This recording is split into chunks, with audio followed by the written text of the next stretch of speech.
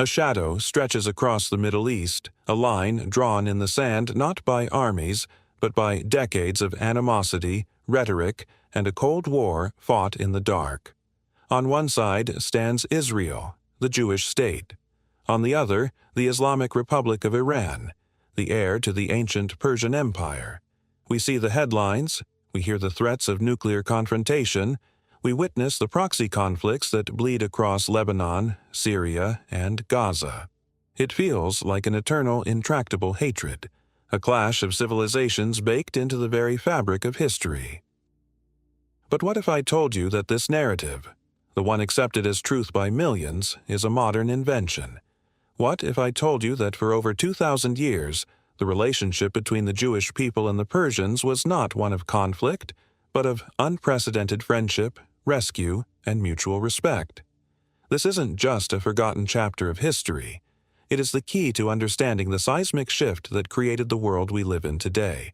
We are about to unravel a story so epic, so filled with dramatic reversals, that it makes modern political thrillers look like children's tales. This is the story of how the greatest friend of the Jewish people became their most formidable adversary. Before we journey back in time and uncover this astonishing truth, do me a quick favor. If you believe that understanding the past is the only way to make sense of the present, then hit that like button to help spread this crucial knowledge. And if you're new here, make sure to subscribe and ring the bell so you don't miss out on more deep dives that challenge everything you thought you knew. To truly grasp the magnitude of this historical friendship, we must travel back over 2,500 years to the 6th century BCE. The Jewish people were at the lowest point in their history. The kingdom of Judah had been crushed, Jerusalem lay in ruins, and Solomon's magnificent temple, the very center of their spiritual universe, had been utterly destroyed by the Babylonian king Nebuchadnezzar. The elite of Jewish society, the scholars, the priests, the artisans, had been forcibly marched into exile in Babylon. For decades they lived as a captive people, praying by the rivers of Babylon, weeping as they remembered Zion. Their identity, their faith, and their future as a nation hung by a thread. An entire generation was born and raised in a foreign land, knowing Jerusalem only through the sorrowful songs of their parents. In this darkness, it seemed that their God had abandoned them, and their story was coming to an end. Then, from the east, a new power rose, like a dawn the world had never seen. This was the Persian Empire, led by a man whose name would be forever etched into the annals of Jewish history not as a conqueror, but as a savior, Cyrus the Great. In 539 BCE, Cyrus's armies swept through the region and conquered the mighty Babylonian Empire. For the captive peoples under Babylonian rule, this could have simply meant trading one master for another. But Cyrus was a ruler unlike any before him. He believed in a revolutionary concept, that an empire could be built not on brutal suppression, but on tolerance and respect for local customs and religions. His policy was immortalized on the Cyrus cylinder, a clay artifact now housed in the British Museum, which details his victory and his intention to allow deported peoples to return to their homelands and rebuild their sanctuaries. For the Jewish people, this was not just a political decree. It was a miracle. It was the direct fulfillment of a prophecy. The prophet Isaiah, writing decades earlier, had spoken of a non-Jewish ruler from the east, a man he called God's Anointed One, or Messiah, who would be designated to restore Jerusalem and command the rebuilding of the temple. That man was Cyrus. The biblical book of Ezra opens with this world-changing event, stating that God inspired the king of Persia to issue a proclamation throughout his realm. Cyrus didn't just permit the Jews to leave. He actively encouraged their return. He issued an edict that the house of God in Jerusalem should be rebuilt. He went even further, returning the sacred gold and silver vessels that Nebuchadnezzar had looted from the first temple, a treasure trove of over 5,000 articles. He even commanded that the project be funded by the royal Persian treasury. This was an act of state-sponsored restoration of a people and their religion, an act of benevolence on a scale that was simply unimaginable in the ancient world. This wasn't just tolerance, it was empowerment. Cyrus the Great is the only non-Jewish figure in the entire Bible to be hailed as a Messiah, a testament to the profound and positive impact he had on the course of Jewish destiny. He allowed the Jewish people to go home, to rebuild their sacred temple, and to re-establish their commonwealth in Judea, which became a self-governing province within the Persian Empire known as Yehud Medinata. The very foundations of the Second Temple period, which would shape Judaism for the next 5 centuries, were laid by the grace and vision of a Persian king. This golden age of Persian-Jewish relations didn't end with Cyrus. It continued under his successors, defining an era of security and cultural flourishing. One of the most dramatic testaments to this special relationship is preserved in the biblical book of Esther. The story, which forms the basis of the joyous Jewish festival of Purim, is set in the court of the Persian king Ahasuerus, widely identified as Xerxes I. It's a tale of court intrigue, hidden identity, and a genocidal plot that threatened every single Jewish man, woman, and child across the vast 127 provinces of the Persian Empire. The villain of the story is Haman, a high-ranking royal vizier who, consumed by his ego and a deep-seated hatred, plots to annihilate the Jewish people. He convinces the king that the Jews are a subversive and disloyal group, and he persuades Ahasuerus to sign an irrevocable edict for their total destruction, and a wave of terror grips the Jewish communities. All hope seems lost. But the hero of the story is not a warrior or a prophet, but a young Jewish woman, Esther, who had become Queen of Persia without revealing her Jewish identity. Her cousin and guardian, Mordecai, uncovers the plot and implores her to intervene, to go before the king, an act that could mean her own death, as no one could approach the king unsummoned. Esther risks everything. She reveals her Jewish identity to her husband, the king, and exposes Haman's wicked scheme. Enraged by the betrayal and the threat to his own queen, King Ahasuerus orders Haman's execution. But the original decree of destruction could not be rescinded according to Persian law. So, in a brilliant legal and political maneuver, the king issues a second decree empowering the Jewish people to arm themselves and defend their lives against anyone who would try to harm them on the appointed day. When that day arrived, the Jews, with the full backing of the Persian authorities, successfully fought back against their enemies. The event was not a tragedy, but a triumph of survival. The story of Esther is a powerful narrative of a Persian monarch who, upon learning the truth, sides with his Jewish subjects and saves them from annihilation. The festival of Purim, celebrated to this day with feasts, costumes, and the reading of the Esther Scroll, is a living, breathing annual reminder of this historical moment when a Persian king was the instrument of Jewish salvation. Beyond these epic biblical accounts, the Persian period was a time of immense religious and cultural development for Judaism.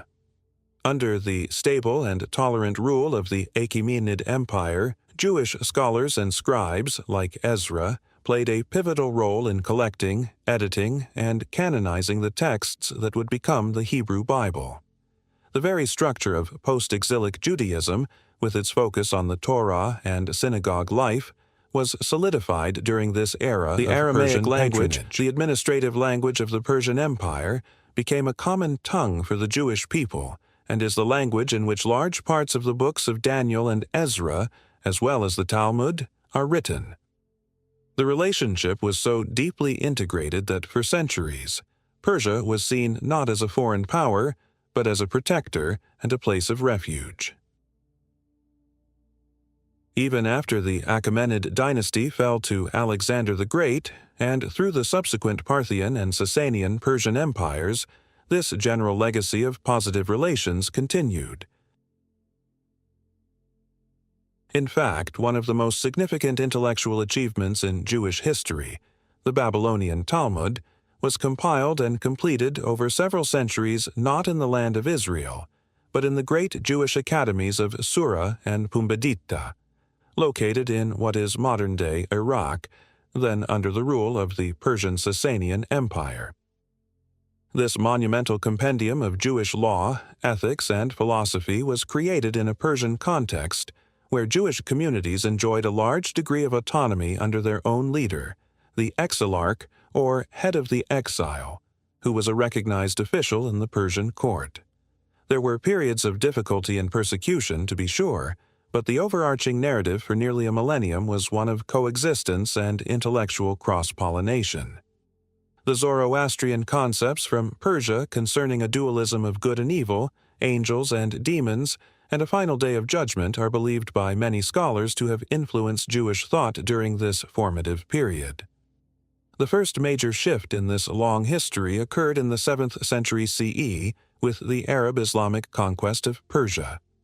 The Sasanian Empire fell, and Zoroastrianism was gradually replaced by Islam as the dominant religion.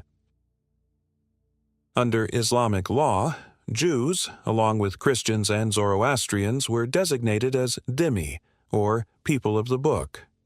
This status afforded them protection and the right to practice their religion, but it came at a price. They were second-class citizens, required to pay a special tax known as the jizya, and subject to various social and legal restrictions.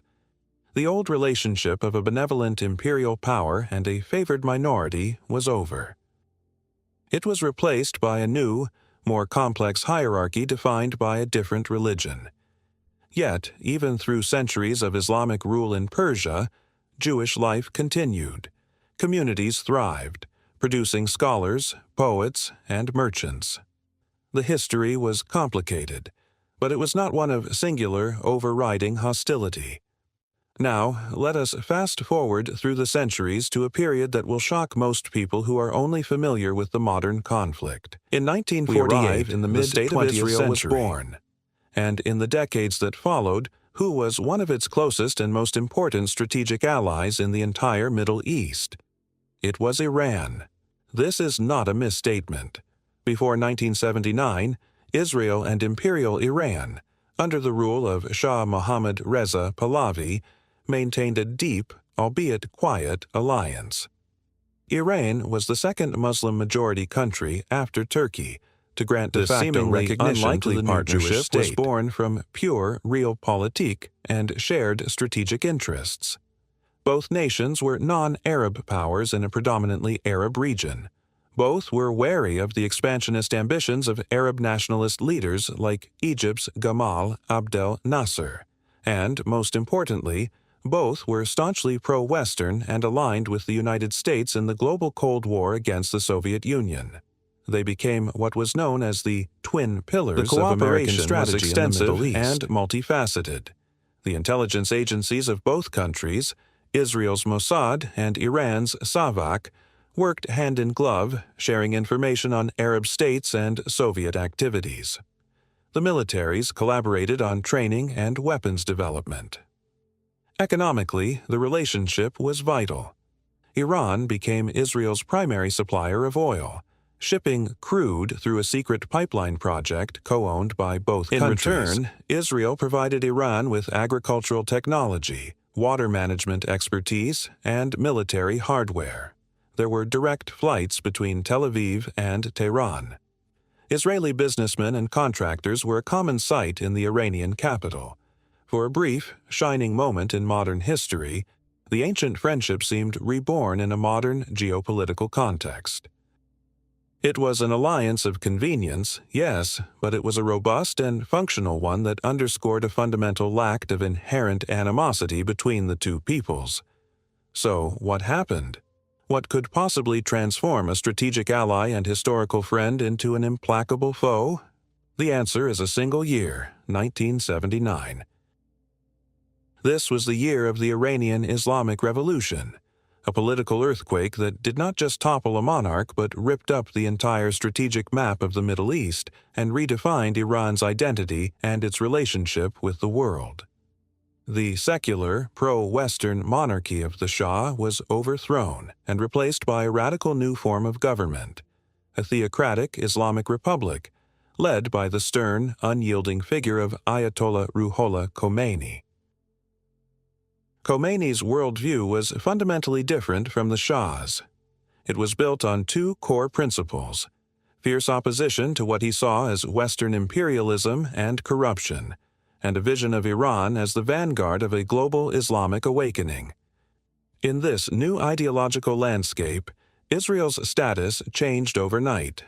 It was no longer seen as a fellow non-Arab state or a strategic partner. Instead, in the rhetoric of the new regime, it was transformed into a symbol of everything Khomeini Little Satan, an illegitimate entity, an outpost of the Great Satan, the United States of America, implanted in the heart of the Islamic world. The very concept of Zionism, the movement for Jewish self-determination, was cast as a racist, colonialist project. The new Iranian regime cut all official ties with Israel, closed the Israeli embassy in Tehran, and famously handed the keys over to the Palestine Liberation Organization. But this was more than just a diplomatic break. The hostility towards Israel became a central, non-negotiable pillar of the Islamic Republic's foreign policy. It served several key purposes for the new regime. First, by championing the Palestinian cause more vocally than any Arab state, Khomeini sought to position Iran as the true leader of the Islamic world, challenging the authority of the traditional Sunni Arab powerhouses like Saudi Arabia and Egypt. Second, the constant state of ideological war against an external enemy was a powerful tool for uniting the population at home, distracting from internal problems and justifying the regime's authoritarian grip on power. Third, this anti-Zionist stance resonated with a specific strain of Islamic eschatology, particularly within Shia Islam, which views the control of Jerusalem as central to end-times prophecies.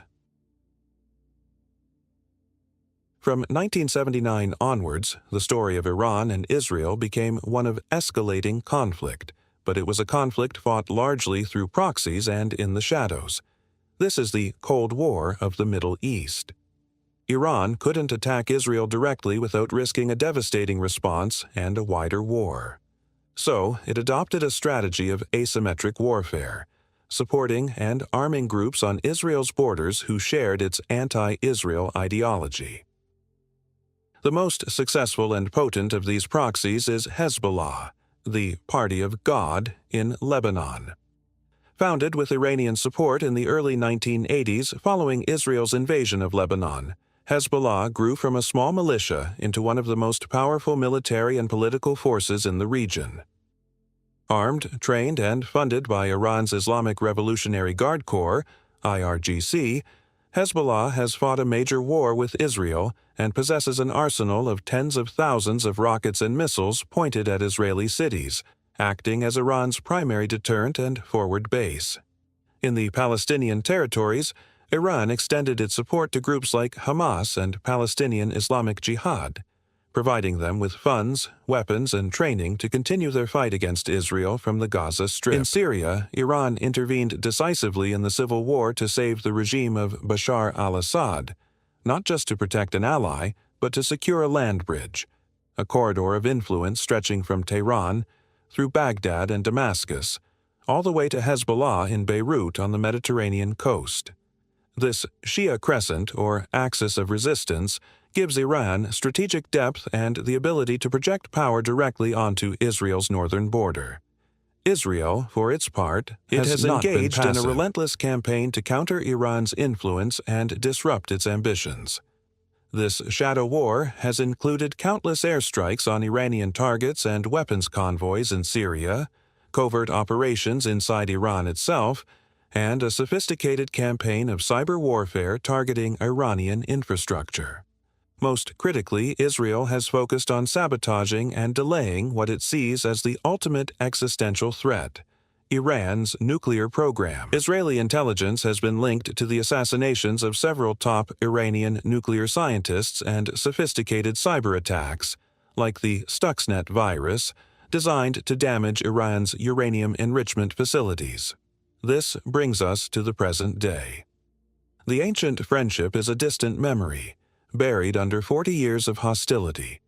The modern alliance is a historical footnote, erased by a revolution. What remains is a tense and dangerous standoff. It's a conflict fueled by a potent mix of revolutionary ideology, geopolitical ambition, and deep-seated mutual suspicion. Iran sees Israel as an aggressive, illegitimate state and a tool of American power, constantly seeking to undermine its security and its rightful place as a regional leader. Israel sees Iran as a radical, expansionist regime driven by a fanatical ideology that is actively developing nuclear weapons with the declared intention of wiping the Jewish lies in its profound historical irony. The nation, whose founder is celebrated in the Bible as a Messiah for saving the Jewish people, is now led by a regime that denies the Holocaust and calls for Israel's destruction. The two peoples who for millennia shared a history of largely peaceful coexistence are now locked in a struggle that threatens to engulf the entire region in flames. So, as we look at the complex chessboard of the modern Middle East, it is essential to remember this full, sweeping history. The conflict between the Iranian regime and the Israeli state is not an ancient, inevitable clash between Persians and Jews. That is a dangerous and inaccurate oversimplification. It is a modern political and ideological conflict, born out of the specific circumstances of the 1979 revolution. It is a story of how a relationship that endured for over 2,500 years, through the rise and fall of countless empires, could be so completely and tragically overturned in just a few short decades. The history shows us that there is nothing preordained about this animosity. It was built, and what is built can, in theory, be unbuilt. But for now, the shadow of conflict hangs heavy. The story of Cyrus and Esther feels like a tale from another world. The central question for the future is whether the echoes of that ancient friendship can ever be heard again above the deafening drums of modern war, or if this new chapter of enmity is the one that will define their shared destiny for generations to come. What do you believe is the path forward? Is this conflict permanent, or is there a flicker of hope buried deep within their shared and now forgotten history? Let me know your thoughts in the comments below.